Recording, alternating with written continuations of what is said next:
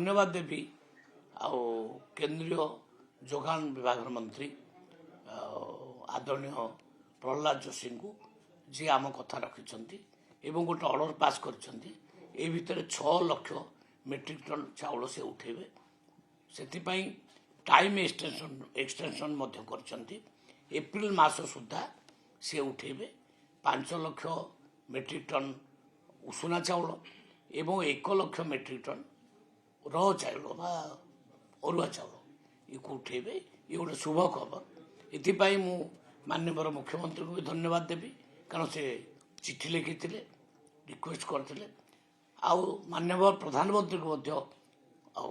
धन्यवाद देवी माननीय प्रहलाद जोशी को धन्यवाद देवी जे ओडिशार प्रकृत में कौन प्रोब्लेम से बुझी पार्टी एवं से ओडिशा सहित अच्छा इटा प्रकृत में काली ऑर्डर रु जना पड़ा तेणु सबको समस्त को बहुत बहुत धन्यवाद से बद परिसमाप्ति घटी आमर जी उठेबा दरकार आमर 7 लाख मेट्रिक टन आम पाखे चाउल अच्छी आम पाखे 6 लाख तो से उठे ने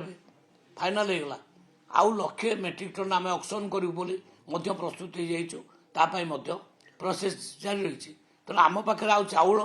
रहा से प्रोब्लेम रही जे चाउल गदा होगा ये सरकार किसी करूना से भली कथा किसी ना डबल इंजन सरकार डबल स्पीड रे चलो इमाने